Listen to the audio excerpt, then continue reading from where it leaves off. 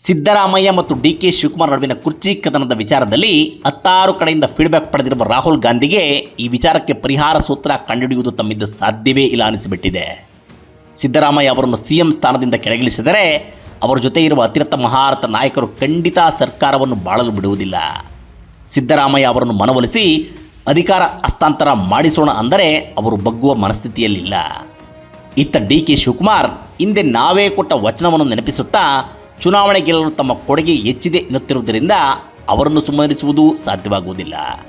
ಹೀಗಿರುವಾಗ ಸಿದ್ದರಾಮಯ್ಯ ಅವರನ್ನೇ ಪೂರ್ಣಾವಧಿಗೆ ಮುಂದುವರಿಸುವ ನಿರ್ಧಾರವನ್ನು ನಾವು ತೆಗೆದುಕೊಳ್ಳುವಂತಿಲ್ಲ. ಡಿ.ಕೆ. ಶಿವಕುಮಾರ್ಗೆ ಅಧಿಕಾರ ಹಸ್ತಾಂತರ ಮಾಡಿಸುವ ವಿಚಾರಕ್ಕೂ ಕೈ ಹಾಕುವಂತಿಲ್ಲ. ಅವರವರೇ ಈ ವಿಚಾರ ಸೆಟಲ್ ಮಾಡಿಕೊಳ್ಳಲಿ ಎಂಬ ಭಾವನೆ ರಾಹುಲ್ ಗಾಂಧಿಯವರಲ್ಲಿ ಮೂಡಿದೆ.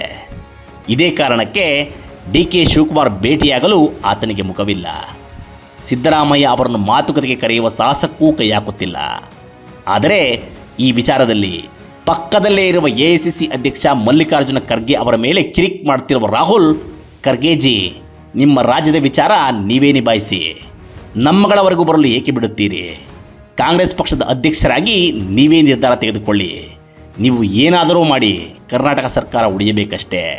ನಿಮ್ಮದೇ ರಾಜ್ಯದಲ್ಲಿ ಸರ್ಕಾರಕ್ಕೆ ಡ್ಯಾಮೇಜ್ ಆದರೆ ನಿಮ್ಮ ಮೇಲೆ ನಾವು ಹೇಗೆ ಭರವಸೆ ಇಡುವುದು ಎಂದು ಸಿಟ್ಟಿನಿಂದಲೇ ಪ್ರಶ್ನಿಸಿ ಸಂಘರ್ಷ ಇತ್ಯರ್ಥ ಮಾಡುವಂತೆ ಒತ್ತಡ ಹೇರುತ್ತಿದ್ದಾರೆ ಎಂಬ ಸುದ್ದಿ ಬಂದಿದೆ.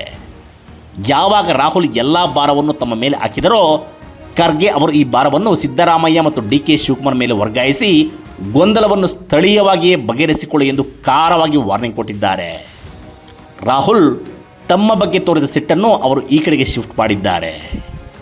ಕಾಂಗ್ರೆಸ್ನ ಈ ಕುರ್ಚಿ ಕಚ್ಚಾಟದ ಕತೆ ಇನ್ಯಾವ ತಿರುವು ತೆಗೆದುಕೊಳ್ಳುತ್ತದೋ ಕಾದು ನೋಡಬೇಕು.